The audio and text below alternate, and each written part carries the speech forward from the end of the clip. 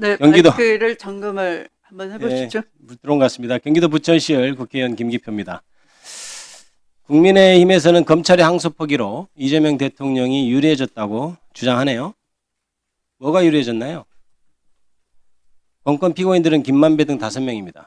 이재명 대통령에 대해서는 재판을 진행하지 않았죠. 검찰이 항소하지 않아도 이재명 대통령이 좋아진 건 없습니다. 우리 법조인 출신 여기 다 많이 계시죠? 항소 포기에서 확정된 사실이 이재명 대통령이 나중에 재판받으면 그게 영향을 미칩니까? 아닙니다. 안 미칩니다. 송석준은 모르면 가만히 계세요. 모르면 가만히 계세요. 미치지 않습니다. 한번 물어보십시오. 따로 사석에서 자, 송석준 의원님. 그래서 국민의힘에서 아무리 이성적으로 봐도 제 말씀 들으십시오. 이재명 대통령이 좋아지는 것이 없으니까 구체적인 얘기는 못하고 애꿎은 추징 얘기합니다. 추징은 존경하는 박균택 의원이 간략히 얘기했지만 국가가 이것을 보유하는 것이 아니고 추징해가지고 성남도시공사에 돌려주는 거예요. 그런데 그 판결문의 정당성이나 이런 거 제가 굳이 운운하지 않겠습니다. 성남도시공사는 지금 국민의힘 소속 시장입니다. 그분이 지금 손해배상 청구를 하고 있어요. 그리고 추징보전 처분이 돼가지고 그 재산에 대해서 또 집행할 수 있는 재산이 충분히 있는 상황이에요. 그러면 사실은 손해배상 청구로서 해결할 수 있는 것인데 이 판결문에서는 임의적 추징 몰수인데도 굳이 했습니다. 그거는 그걸 안 해도 손해배상 청구로 이미 민사적으로 해결할 수 있는 문제예요. 그런데 마치 항소를 안 하면 몇천억이나 되는 돈이 국가에서 돈을 잃어버린 듯한 그렇게 맡아도 참주선동을 하면 안 됩니다. 제 얘기하고 있지 않습니까? 조용히 하세요, 송석준 의원님. 그래서 그건 좀 판결문 좀 읽어보고 주장합시다. 판결문 좀 읽어보고 주장하시고 다 읽어봤어요? 뭐 안 읽어봤죠? 좀 읽어보세요. 그리고 내란숙의 구속 취소에 대해서는 침묵하고 즉시한 거 안 할 때는 침묵하고 김건희 명품백 수수 의혹에 대해서는 여왕이나 된 것처럼 그때 검사 불러 수사받을 때 그럴 때 가만히 있다가 그리고 무혐의할 때 가만히 있다. 지금이 난리치는 것은 일부 정치검찰이 정치 세력화하고 있다는 방증입니다. 이 집단 행동은 도저히 묵과할 수 없고 여기에 대한 조치는 응당한 조치는 따를 것입니다. 그리고 무죄에 대해서 예가 없다고 하는데 장동혁 의원이 보니까 이번에 올해 1월 21일 날 공직선거법 위반으로 벌금 100만 원 검찰이 구형했는데 무죄 났어요. 검찰이 항소 포기했네요. 장동혁 의원이 대표로 있는 국민의 의원들은 적어도 조용하십시오. 장동혁 의원이 대표하고 있는 국민의 의원들은 이 사건에 대해서는 조용히 하세요. 그리고 저는 이렇게 합니다. 자, 똑같은 잣대를 들이대세요. 저는 이렇게 이해합니다. 검찰이 기소하는 것은 왜 합니까? 자, 1분 더 넣어드리세요. 계속 발언을 방해했기 제가 때문에 발언의 방해를 1분을 더 받았습니다. 드리는 겁니다. 변호인 출신 의원한테 왜 1분을 더 줘요? 1분을 대장동 출신 변호인 아닙니다. 사실관계가 다릅니다. 대장동하고 관련 없습니다. 자, 조용히 하세요. 다시 한번 말씀드립니다. 장동혁 의원이 공직선거법 위반으로 1심에서 100만 원 구형됐는데 무죄가 선고됐습니다. 검찰은 항소하지 않았습니다. 그러면 장동혁 의원이 대표하고 있는 국민의힘 소속 의원들은 이 사안에서 입 다무십시오.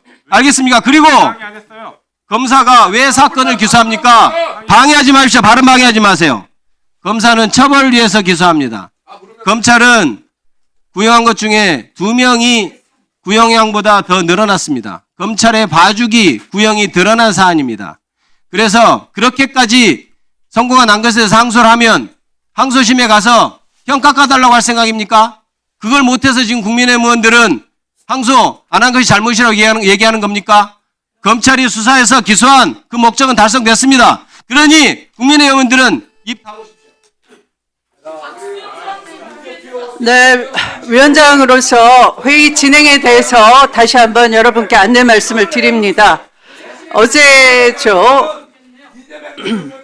11월 9일이죠. 그저께 11월 9일 일요일 11시 50분경에 국민의힘이 법사위 행정실을 통해서 대장동 사건 미항소 관련해 긴급 현안 질의 개회를 월요일 10월 10일 10시 30분으로 소집 요구해 왔습니다. 그러나 11월 10일 월요일은 더불어민주당의 전국 지역위원장 2025년도 워크숍이 1박 2일간 당 공식 행사가 미리 잡혀 있었던 관계로 이를 알려드리면서 11월 11일 화요일 16시 30분 가장 빠른 시간으로 개회 가능한 가장 빠른 시간으로 개회하자고 간사위원을 통해 안건과 일정 등에 관한 협의 절차를 밟아달라고 전달한 바 있습니다. 그러나 국민의힘은 11월 10일 화요일 신청 증인이 참석하지 않으면 협의 자체를 응하지 않겠다고 협의 거부를 사전 통보해 왔습니다. 그런데 국민의힘 측은 애초부터 국회의 정관법 제5조의 요건에 증인 등의 출석 요구일은 7일 전에 송달되어야 한다는 규정을 갖추지도 않은 채 무리한 개회 요구를 해왔습니다.